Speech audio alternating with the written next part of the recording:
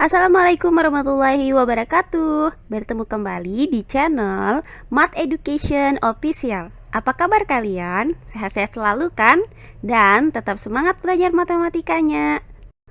Pada pembelajaran kali ini akan kita pelajari materi mengenai jenis-jenis bilangan pecahan.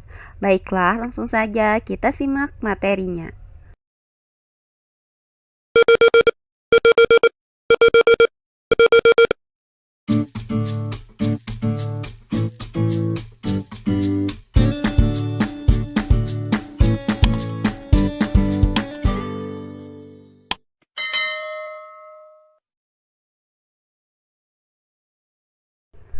Jenis-jenis bilangan pecahan. Pertama yang akan kita bahas adalah bagian yang A, yaitu jenis-jenis bilangan pecahan.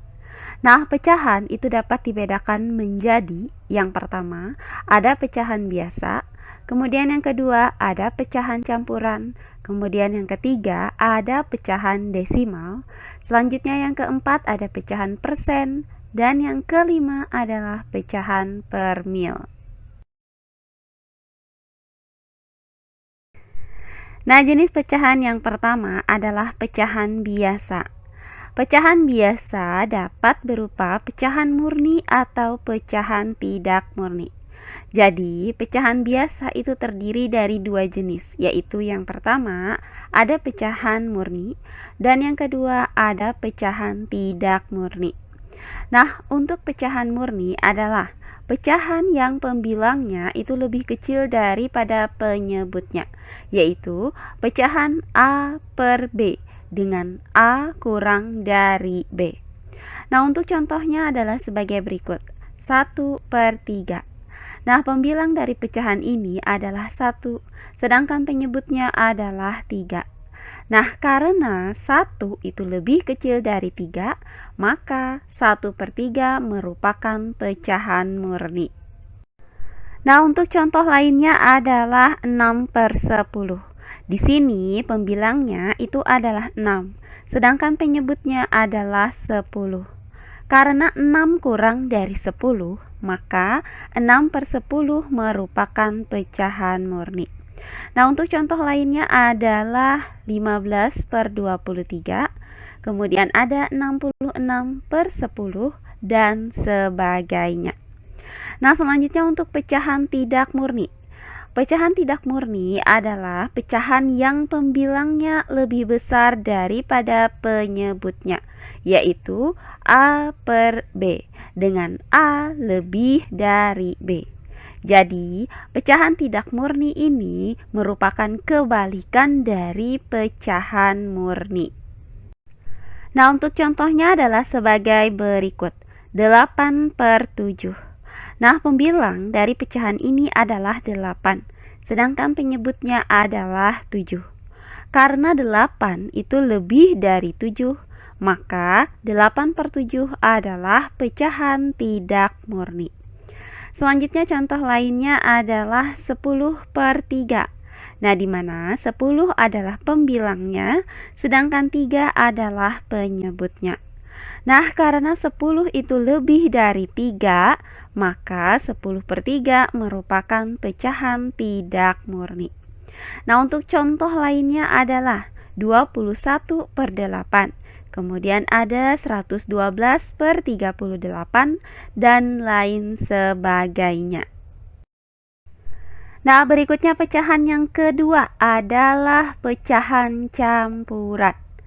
Pecahan campuran adalah pecahan yang memuat campuran antara bilangan bulat dan pecahan murni, yaitu C, A per B. Nah, di mana A, B, dan C itu merupakan bilangan bulat dengan A kurang dari B. Nah, sebagai contohnya adalah sebagai berikut. 5 1/7. Nah, 5 di sini adalah bilangan bulatnya, sedangkan 1/7 adalah pecahan murninya. Nah, untuk 1/7 ini dikatakan pecahan murni karena pembilangnya yaitu 1 kurang dari penyebutnya yaitu 7.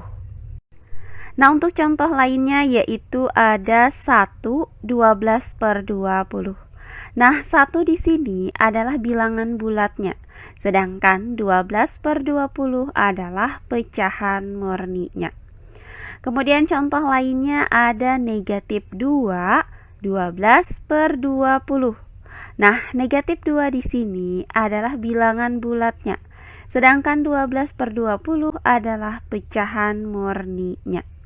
Nah, untuk 5 1/7 dan 1 12/20 itu merupakan pecahan campuran yang bernilai positif. Sedangkan untuk negatif 2 12/20 merupakan pecahan campuran yang bernilai negatif. Berikutnya yang ketiga adalah pecahan desimal.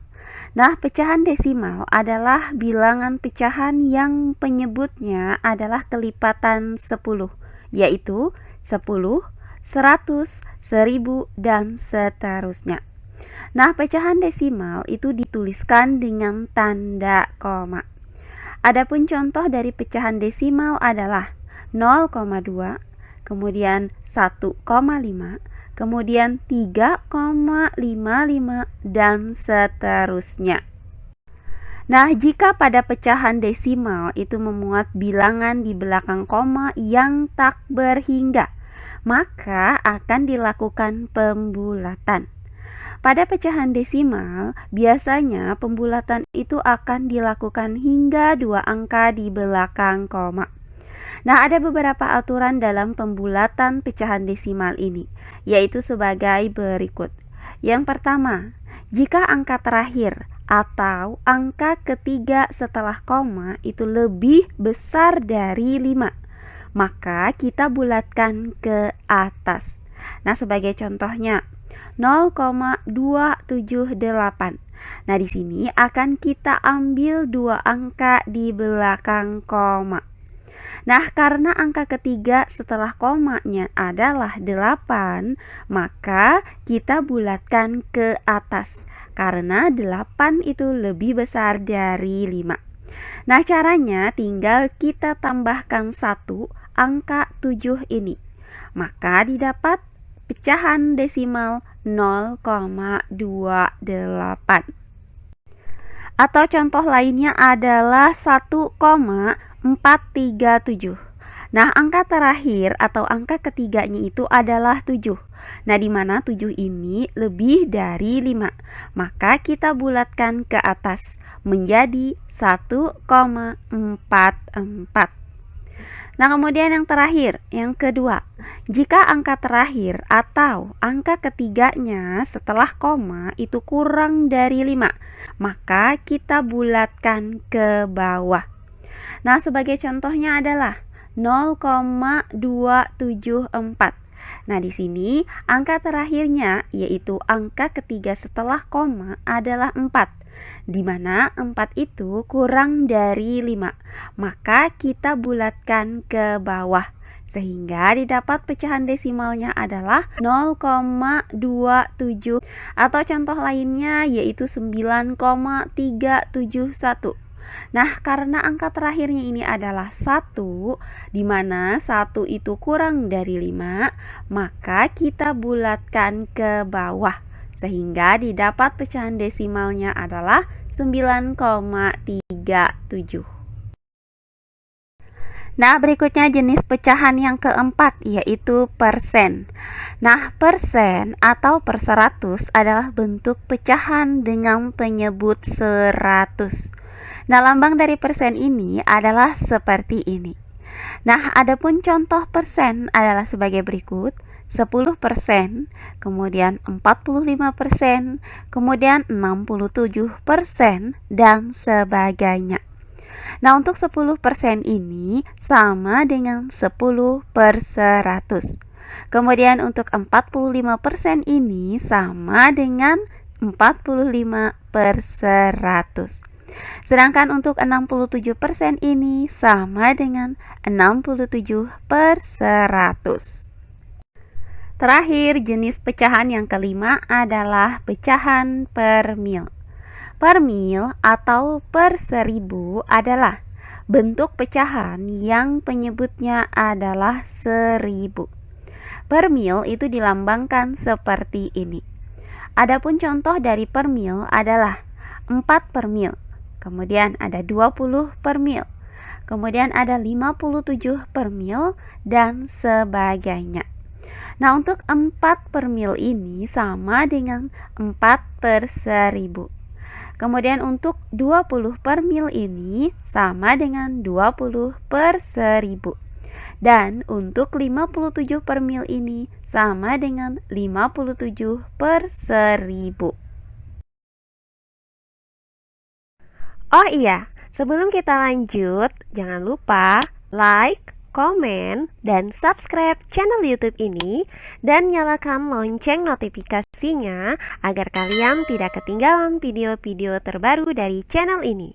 Serta jangan lupa share video ini sebanyak-banyaknya ke teman-teman kalian agar kita bisa saling berbagi ilmu. Perhatikan contoh soal berikut. Tentukan jenis pecahan berikut. Untuk yang A, 2 per 15. Untuk yang B, 3, 6 per 7. Untuk yang C, 16 per 7. Untuk yang D, 7, 1 per 9. Dan yang E, 7 per 5. Baiklah, untuk penyelesaiannya adalah sebagai berikut. Nah, untuk bagian yang A, yaitu 2 per 15. Nah, pembilang dari pecahan ini adalah 2, sedangkan penyebutnya adalah 15.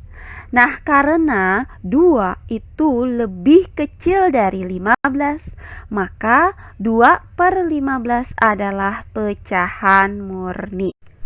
Nah, berikutnya bagian yang B, 3, 6 per 7. Nah, di sini terlihat bahwa pecahan ini memuat 3, yaitu bilangan bulat. Kemudian terdapat pecahan 6 per 7, di mana pembilangnya adalah 6, sedangkan penyebutnya adalah 7. Maka 6 per 7 adalah pecahan murni, karena 6 itu lebih kecil dari 7. Nah, karena pecahan 3, 6 per 7 ini terdiri dari bilangan bulat dan pecahan murni, maka 3, 6 per 7 adalah pecahan campuran. Selanjutnya bagian yang C, yaitu 16 per 7. Nah, pembilang dari pecahan ini adalah 16, sedangkan penyebutnya adalah 7. Karena 16 itu lebih besar daripada 7, maka 16 per 7 adalah pecahan tidak murni. Berikutnya bagian yang D, yaitu 7, 1 per 9. Nah, pecahan ini memuat angka 7, yaitu bilangan bulat, dan 1 per 9. Nah, di mana 1 adalah pembilangnya, sedangkan 9 adalah penyebutnya. Nah, karena 1 itu lebih kecil dari 9, maka 1 per 9 merupakan pecahan murni. Nah, karena pecahan 7, 1 per 9 itu terdiri dari bilangan bulat dan pecahan murni, maka 7, 1 per 9 adalah pecahan campuran. Nah, terakhir bagian yang E, yaitu pecahan 7 per 5. Nah, di mana 7 adalah pembilangnya, sedangkan 5 adalah penyebutnya. Karena 7 itu lebih besar dari 5, maka 7 per 5 adalah pecahan tidak murni. Nah, materi selanjutnya yaitu bagian yang B, pecahan senilai. Perhatikan gambar berikut ini. Nah, gambar ini merupakan gambar sebuah persegi panjang yang dibagi menjadi 2 bagian yang sama besar. Nah, salah satu bagiannya itu diarsir, sehingga dapat disimpulkan bahwa 1/2 bagian dari persegi panjang ini diarsir. Kemudian, jika persegi panjang ini kita bagi menjadi 4 bagian yang sama besar, maka terdapat 2 bagiannya diarsir, sehingga dapat disimpulkan bahwa 2/4 bagian dari persegi panjang ini diarsir. Nah, selanjutnya, jika persegi panjang ini kita bagi menjadi 6 bagian yang sama besar, maka terdapat 3 bagian yang diarsir.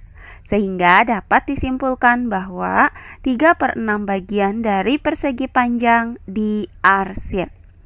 Nah, jika kita perhatikan dengan seksama, maka 1/2 bagian dari persegi panjang ini diarsir. Sehingga diperoleh bahwa 1/2, kemudian 2/6, dan 3/6 itu merupakan pecahan senilai. Atau dapat dituliskan dengan 1/2 sama dengan 2/4 sama dengan 3/6. Nah, berdasarkan ilustrasi ini, maka dapat kita simpulkan bahwa pecahan senilai adalah pecahan yang memiliki nilai yang sama. Adapun hubungan dari pecahan-pecahan ini dapat dituliskan sebagai berikut. Nah, dari pecahan 1/2, jika pembilang dan penyebutnya kita kalikan dengan 2, maka akan menghasilkan pecahan 2/4. Atau dari pecahan 2/4, jika pembilang dan penyebutnya sama-sama kita bagi dengan 2, maka akan menghasilkan pecahan 1/2. Nah, selanjutnya dari pecahan 1/2, jika pembilang dan penyebutnya kita kalikan dengan 3, maka akan menghasilkan pecahan 3/6. Atau dari pecahan 3/6, jika pembilang dan penyebutnya sama-sama kita bagi dengan 3, maka akan menghasilkan pecahan 1/2. Nah, berdasarkan hubungan ini dapat disimpulkan bahwa pecahan senilai itu diperoleh dengan cara mengalikan atau membagi pembilang dan penyebutnya dengan bilangan yang sama. Perhatikan contoh-contoh soal berikut. Contoh soal yang kedua. Tentukan 3 pecahan yang senilai dengan pecahan-pecahan berikut. Untuk yang A, 3/7, untuk yang B, 1/5, dan yang C, 2/9. Baiklah, untuk penyelesaiannya adalah sebagai berikut. Nah, untuk yang A, yaitu 3/7.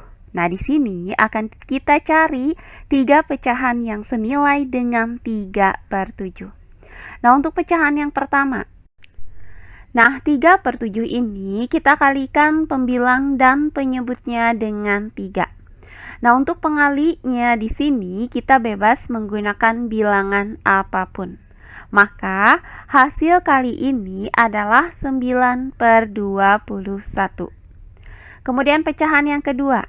Misalkan kita kalikan pembilang dan penyebutnya ini dengan 5, maka didapat pecahan 15/35. Terakhir, pecahan yang ketiga. Misalkan kita kalikan pembilang dan penyebutnya dengan 12, maka didapat pecahan 36/84. Jadi, 3 pecahan yang senilai dengan 3/7 ini adalah 9/21, kemudian 15/35, dan 36/84. Berikutnya untuk bagian yang B, yaitu 1/5. Maka akan kita cari 3 pecahan yang senilai dengan 1/5 ini.